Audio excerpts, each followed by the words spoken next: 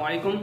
कल क्वेटा ग्लैडिएटर और इस्लामाबाद यूनाइटेड के दरमियान कल बड़ा एक मैच था और क्वेटा ग्लैडिएटर अपने सर्वाइवल के लिए वो मैच खेल रहा था और बड़ा ही टफ मैच हुआ। तो बहुत ही कमाल का मैच था।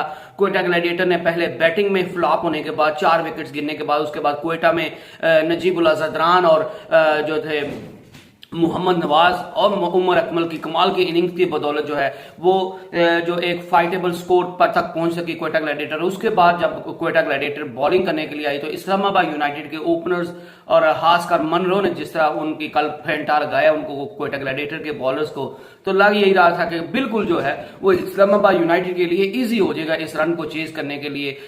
तो लेकिन क्वेटा ग्लैडिएटर को तारीफ उनके बॉलर्स की करनी पड़ेगी, खासकर मोहम्मद नवाज की, जिसने उसके बाद शानदार कमबैक करवाया क्वेटा ग्लैडिएटर को। और एक जो इजीली चेज कर रहे थे इस्लामाबाद यूनाइटेड की टीम, उसको मुश्किल से मुश्किल उतर उनके लिए बनाते रहे। और कई मौके पे तो ऐसा लगा कि शायद जो है वो इस्लामाबाद यूनाइटेड ये मैच कहीं हार ही ना जाए, इतना टफ मैच हो गया था। और ये सरासर जो है क्वेटा ग्लैडिएटर की बॉलिंग का कमाल है कि उन्होंने इतनी अच्छी बॉलिंग की है मोहम्मद नवाज ने। और अब मसला ये था कि अब इस्लामाबाद यूनाइटेड की इनिंग में कॉलिन मनरो ने तो बड़ा कमाल का खेला, लेकिन एक एंड जो संभाले रखा ना, मुझे जो सबसे अच्छी इनिंग लगी आजम खान की, वो लगातार मैच जितवा रहा है। और कल उसने एक और अपना नया रूप दिखाया कि वो सिर्फ छक्के चौके और बिग हिटिंग ही सिर्फ नहीं कर सकता, वो इनिंग को बिल्ड करके सिचुएशन के मुताबिक भी खेल सकता है। तो आजम खान एक बड़ा जो है वो बिग प्रोस्पेक्टिव है इस्लामाबाद यूनाइटेड के लिए। और अब वो इस इनिंग के बाद तो वो पाकिस्तान की टीम के लिए भी, पाकिस्तानी टीम के अंदर दाखिल होने के लिए दरवाजे पर जोर जोर से दस्तक दे रहे हैं। और मेरे ख्याल से अब उनका इतना प्रेशर हो जाएगा और लोग इतना प्रेशर और फैंस और एक्स क्रिकेटर्स इतना प्रेशर बना देंगे कि आजम खान को आपको टीम में लाजमी शामिल करना पड़ेगा। जिस तरह इमाद वसीम ने अपनी बैटिंग और बॉलिंग से साबित किया कि वो पाकिस्तान की टीम में खेलना डिजर्व करता है, इसी तरह आजम खान ने भी अपनी बैटिंग में दिखा दिया कि वो सिर्फ और सिर्फ जो है वो स्लॉगर नहीं है, वो छक्के चौके लगाना नहीं जानता, वो इनिंग को बिल्ड करना और सिचुएशन के मुताबिक भी खेलना जानता है। तो इस वजह से मोहम्मद आजम जो है वो भी पाकिस्तान की टीम में आने के लिए दरवाजा खटखटा रहे हैं। और मसला जो है वो कल एक और इनिंग देखने को मिली उमर अकमल की तरफ से। उमर अकमल बड़ा फाइनेस्ट टैलेंट है, बड़ा कमाल का हिटर था। लोग दुनिया में कम ऐसे टैलेंट होते हैं कि जो इस तरह के होते हैं और इतना बड़ा टैलेंट होता है, लेकिन वो जाया हो गया। और होता है कि पाकिस्तान में अमूमन यही होता है और सब कॉन्टिनेंट में खासकर सिफारशी जो है वो कल्चर की भरमार है।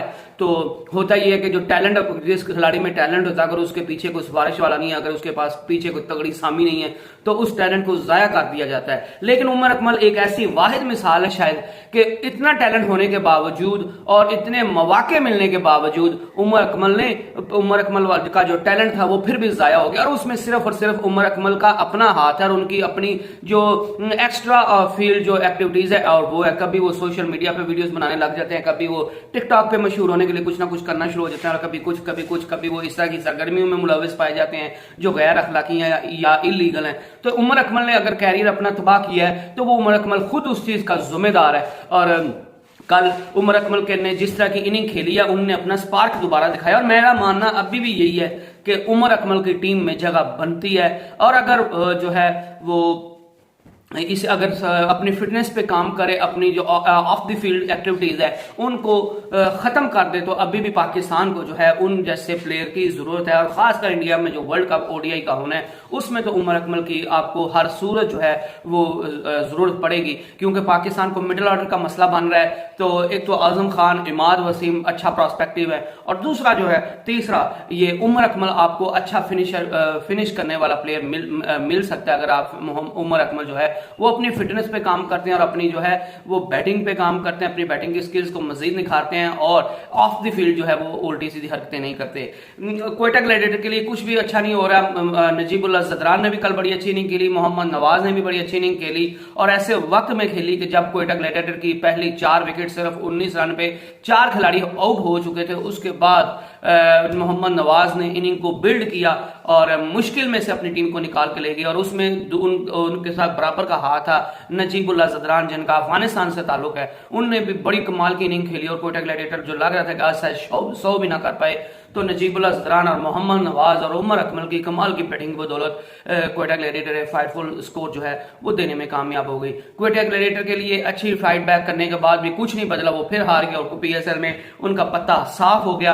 तो अब क्वेटा ग्लैडिएटर को अपने नेक्स्ट सीजन के लिए ड्रास्टिक चेंजेस करने पड़ेंगे। एक तो उनको सोचना पड़ेगा कि सरफराज अहमद की अगर वो जो है वो फॉर्म नहीं लगी हुई तो आप कप्तान को चेंज करें, अपना अपना थिंक टैंक चेंज करें। और क्वेटा ग्लैडिएटर की मुझे सबसे बुरी बात ये लग रही है कि आपके पास बेंच पे इतने अच्छे लड़के बैठे हुए हैं, वो मुझे नाम अभी याद नहीं आ रहा, पाकिस्तान की टेस्ट में जो खेलता रहा है, जिसको बाबर आजम जैसी टेक्निक का प्लेयर था, वो आपने बेंच पे बिठाई रखा है और आपकी टीम मुसलसल बैटिंग में फ्लॉप करती रही। बॉलिंग में आपको मसला नहीं था, आपकी बैटिंग में मसला था और आपने अपने यंगस्टर्स को किसी सूरत मौका नहीं दिया और आपने यंगस्टर्स के वो जो टैलेंट था उसका कत्ल किया और वही आपको खमियाजा भुगतना पड़ा है।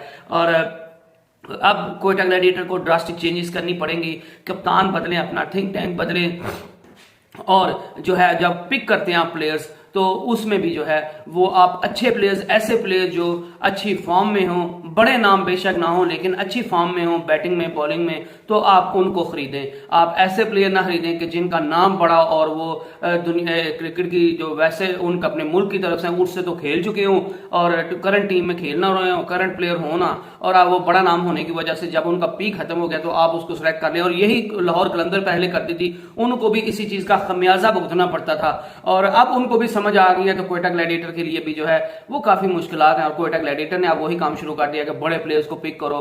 तो हसरंगा भी नहीं है, वो भी एक प्रोस्पेक्टिव था इनके टीम में कमी का, लेकिन क्वेटा ग्लैडिएटर के पास इस तरह के प्लेयर थे कि वो मैच टीम को जितवा सकते थे। लेकिन क्वेटा ग्लैडिएटर की कैप्टनसी में मसला है, उनकी मैनेजमेंट में मसला है, उनकी प्लेइंग 11 में मसला है। उनको आज तक यही नहीं पता चला कि हमने किसको खिलाना किसको नहीं खिलाना और हर चीज में मसला है। आपने कोई प्रॉपर हाफ बैट्समैन नहीं लिए और जो बड़े बड़े बैट्समैन लिए थे जेसन रॉय और मार्टिन गप्टिल, वो दोनों फॉर्म में नहीं थे।